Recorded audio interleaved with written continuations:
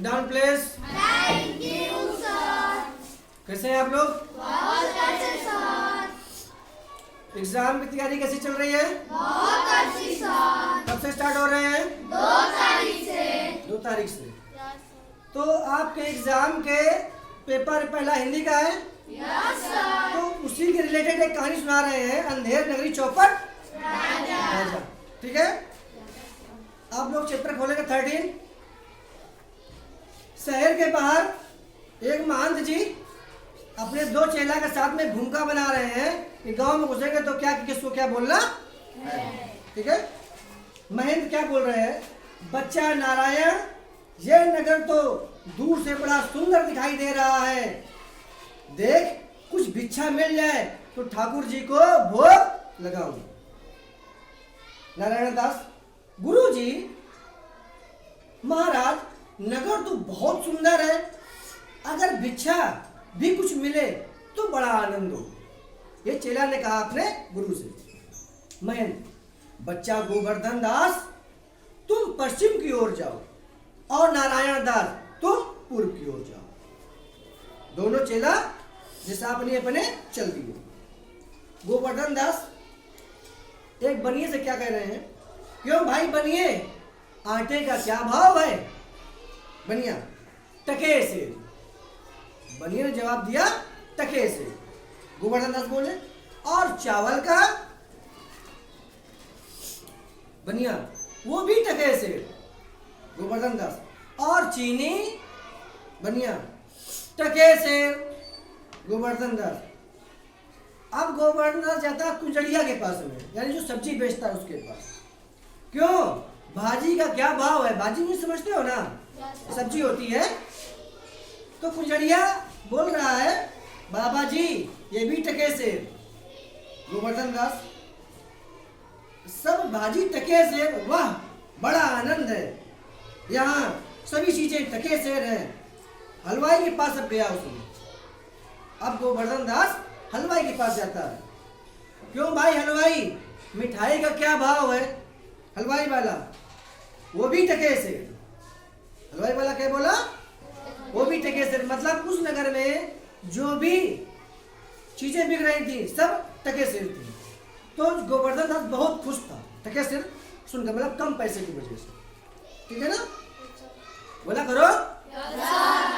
गोवर्धन दास, वाह वाह बड़ा आनंद है, सब टके सेर है। हलवाई वाला,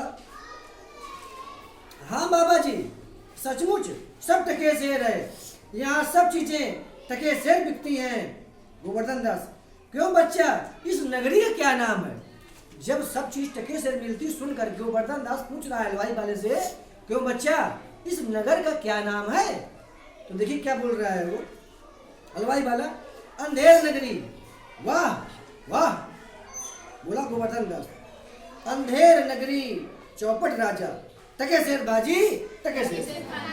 मतलब अंधेर नगरी है ये और चौपट यहाँ का राजा है, टके सेर भाजी दे रहा है, टके सेर खाजा दे रहा है। बहुत बढ़िया। कौन सोचा? गोवर्धन दास। हलवाई वाला, तो बाबा कुछ लेना है तो ले लो। गोवर्धन दास, बच्चा मांग कर 7 पैसे लाया हूं, 3.5 सेर मिठाई दे दीजिए। हलवाई मिठाई तौलता है और बाबा जी उसे लेकर जाते हैं। तब जंगल में महंत जी और नारायण दास एक ओर से आते हैं और दूसरी ओर से गोवर्धन आते हैं। मतलब यहाँ महंत जी और उनका एक चेला आता है, उधर से गोवर्धन दास जी आते हैं। अब आपस में देखिए क्या बातें हो रही हैं। महंत बोल रहे हैं, बच्चा गोवर्धन दास क्या भिक्षा लाया? गठरी तो काफी भारी मालूम पड़ती है। तो बोले गोवर्धन दास, गुरु जी महाराज 7 पैसे भीख में मिले थे, उसी से 3.5 सेर मिठाई मोल ली है। महंत, बच्चा ये कौन सी नगरी है? गोवर्धन दास, अंधेर नगरी चौपट राजा, टके सेर बाजी टके सेर खाजा। ये जवाब दिया गोवर्धन दास ने, किससे? महंत जी से। तो महंत क्या बोल रहे हैं? तो बच्चा इस नगरी में रहना बिल्कुल ठीक नहीं है, जहां टके सेर भाजी और टके सेर खाजा मिलता हो। उनके गुरु जी ने समझाया कि बेटा चेला यहाँ मत रहो, यहाँ रहेंगे तो दिक्कत है, समझाया उन्होंने। तो गोवर्धन दास क्या बोल रहे हैं, गुरुजी ऐसा तो संसार भर में कोई देश ही नहीं है जो 2 पैसे पास रहने पर भी मजे से पेट भरता, और इस नगरी को छोड़कर मैं तो अब नहीं जाने वाला हूँ। बहुत अच्छी नगरी है, हम यही रहेंगे।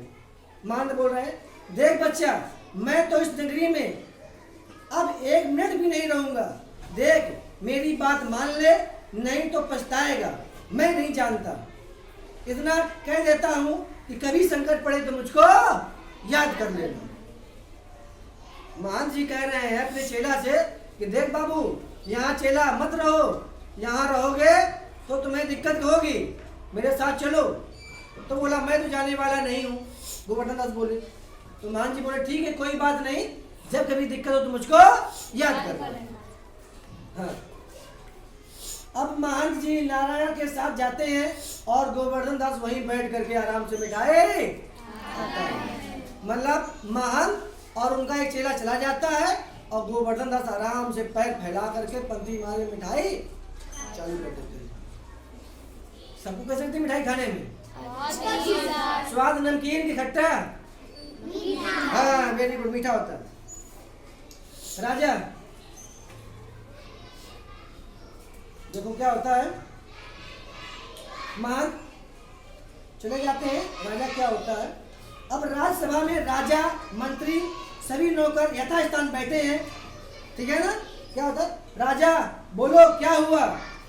एक फरियादी आता है तो राजा से बोलता है, अपनी फरियाद कहता है। तो फरियादी बोल रहा है, महाराज कल्लू बनिए की दीवार गिर गई, सो मेरी बकरी उसके नीचे दब के मर गई, महाराज न्याय हो इस चीज का। राजा बोल रहे हैं, अच्छा कल्लू बनिया को पकड़ लाओ। अपने मंत्री से कहा, जाओ कल्लू बनिया को पकड़ लाओ। नौकर दौड़ता बाहर से बनिए को पकड़ करके लाता है। राजा, क्यों मैं बनिए, इसकी बकरी दब कर कैसे मर गई? कल्लू बोल रहा है, महाराज मेरा कुछ दोष नहीं है, कारीगर ने ऐसी दीवार बनाई कि दीवार गिर गई और उनकी बकरी दब करके मर गई। राजा, ठीक है तो कल्लू को छोड़ दो, कारीगर को पकड़ के लाओ, ठीक है। अब कारीगर आता है तो राजा बोल रहे हैं, क्यों रे कारीगर, इसकी बकरी कैसे दब के मर गई? तो कारीगर बोल रहा है, महाराज मेरा कुछ कसूर नहीं है, चूने वाले ने चूना ऐसा खराब बनाया कि दीवार गिर पड़ी। राजा, अच्छा तो उसको छोड़ो, चूने वाले को पकड़ के लाओ। राजा भी बकलोले था, राजा भी बकलोले था, समझ लो। जिस देश का राजा अच्छा न्याय प्रिय नहीं होगा, समझदार नहीं होगा, उस देश का विनाश निश्चित है। राजा अब आता है चूने वाला, क्यों चूने वाले, तुमने खराब चूना क्यों लगा दिया? चूने वाला, महाराज मेरा कुछ दोष नहीं है, भिश्ती ने चूने में पानी ज्यादा डाल दिया, इसलिए चूना कमजोर हो गया और दीवार गिर गई। राजा, अच्छा उस भिश्ती वाले को लाओ, चूने वाले को छोड़ दो। भिश्ती वाला, महाराज भिश्ती वाला क्या कहता है? राजा कहते हैं भिश्ती वाले से, क्यों भिश्ती वाले, कैसा तुमने किया कि दीवार गिर गई और कल्लू की बकरी दब करके मर गई? तो भिश्ती वाला कह रहा है, महाराज गुलाम का कोई कसूर नहीं है, कसाई ने मशक इतनी बड़ी बना दी कि उसमें से पानी ज्यादा आ गया। राजा, अच्छा तो इसको छोड़ दीजिए और कसाई को पकड़ लाइए। कसाई आता है, क्यों कसाई तुमने ऐसी मशक क्यों लगाई? कसाई कह रहा है, महाराज गड़रिये ने टके शेर पर ऐसी बड़ी भेड़ मेरे यहाँ बेची कि मशक बन गई। अच्छा कसाई में निकालो, गड़रिये को पकड़ के लाओ। राजा, गड़रिया से क्या कहते हैं, क्यों गड़रिया ऐसी बड़ी भेड़ क्यों तुमने बेची? गड़रिया, महाराज उधर से कोतवाल साहब की सवारी आ रही थी, इस कारण मैंने छोटी बड़ी भेड़ का ख्याल ही नहीं किया और मैंने भेड़ को बेच दिया, मेरा कसूर नहीं है। राजा बोले, अच्छा इसको छोड़ दो, कोतवाल को सीधे पकड़ के लाओ। अब क्यों कोतवाल? राजा बोल रहे हैं, तुमने ऐसी शानदार सवारी क्यों निकाली कि गड़रिये ने घबराकर बड़ी भेड़ बेच दी। कोतवाल, महाराज मेरा इसमें कोई कसूर नहीं है, मैं तो शहर के इंतजाम के लिए बाहर जा रहा था। मंत्री, तो ये तो बड़ा गजब हुआ, ऐसा ना हो कि कोई बेकसूर इस बात पर सारे नगर को फूंक दे। ये मंत्री सोच रहे हैं फांसी दे दो, नहीं तो तुमने ये बड़ी धूप सवारी क्यों निकाली। अब राजा कह रहा है तुमको फांसी हो जाएगी, तुम बढ़िया से सवारी क्यों निकाली धूमधाम से। तो कोतवाल कह रहा है महाराज महाराज। राजा, कुछ नहीं महाराज महाराज, ले जाओ कोतवाल को, इसको जल्दी से फांसी दे दो, किसी का बुरा दोष है। कोतवाल को पकड़ के ले जाया जाता है गोवर्धन दास। अब गोवर्धन दास जंगल में शांति से बैठ करके मिठाई खा रहे थे, तो गोवर्धन दास, गुरुजी ने हमको नाहक मना किया था। अब देखिए जो वहां पर मिठाई खा रहे थे, तो राजा के मंत्री आए और गोवर्धन दास को पकड़ के ले जा रहे थे। जो मोटा ताजा होगा उसी को फांसी देना था, तो पहले यही मिल गया, तो राजा के मंत्री किसको पकड़ लिए, गोवर्धन दास को। ठीक है, तो क्या करें, गुरुजी ने हमको नाहक यहाँ रहने को मना किया था कि मेरा देश ये बहुत जहाँ रह रहे खराब है, यहाँ का राजा नहीं अच्छा है, लेकिन हमने ये बात नहीं मानी। अब चारों सिपाही उसको पकड़ करके राजा के दरबार में ले गए। जाने तैयारी मतलब हो रही है, तो पहला सिपाही क्या बोल रहा है उससे, किससे, गोवर्धन दास से, चल मिठाई खाकर खूब मोटा हो गया है, आज मजा आएगा। गोवर्धन दास घबरा कर, अरे ये आफत कहाँ से आ गई, अरे भाई मैंने तुम्हारा क्या बिगाड़ा है जो तुम मुझे पकड़ते हो। दूसरा सिपाही, आप बड़े मोटे हैं इसलिए तुम्हें फांसी होगी। ये कौन कह रहा है, सिपाही, दूसरा सिपाही बोल रहा है।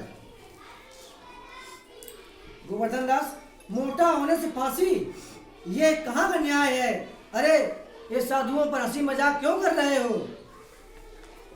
तो पहले सिपाही क्या बोल रहा है, जब सूली पर चढ़ जाओगे तब मालूम होगा कि फांसी है या हंसी, सीधी तरह चलते हो कि तुम्हें घसीट करके हम ले जाएं। गोवर्धन दास, क्या बात है, ये साधु आदमी को बिना बात के फांसी पर चढ़ाना चाहते हो तुम लोग। तो पहले सिपाही क्या बोल रहा है, बात यह है कि कल कोतवाल साहब को फांसी का हुक्म हुआ था, जब फांसी देने के लिए उसे ले जाया गया तो फांसी का फंदा काफी बड़ा निकला, क्योंकि कोतवाल साहब दुबले पतले हैं। हम लोगों ने महाराज से अर्जी लगाई कि इस पर हुक्म है कि जो मोटा आदमी पहले पकड़ करके लाया जाएगा उसी को फांसी दी जाएगी। ठीक है ना। गोवर्धन दास, बाप रे, मुझ बेकसूर क्यों फांसी दे रहे हो। अरे भाइयों, कुछ तो धर्म का ख्याल करो। फांसी दूसरे को हुई थी, लेकिन वो दुबले पतले थे, फंदा मोटा था, राजा बकलोल था। तो जो मंत्री चालाक था उसने कह दिया कि फांसी का फंदा बड़ा है, मोटा है, हम दुबले पतले हैं, हमारा गला फिट नहीं बैठेगा, तो जो मोटा आदमी है उसको पकड़ के लाओ। इसलिए गोवर्धन दास फंस गए थे। आई बात समझ में? हाँ। अरे मुझे छोड़ दो, रोता हुआ और अपने छूटने का प्रयास कर रहा था गोवर्धन दास कि मुझे छोड़ दो।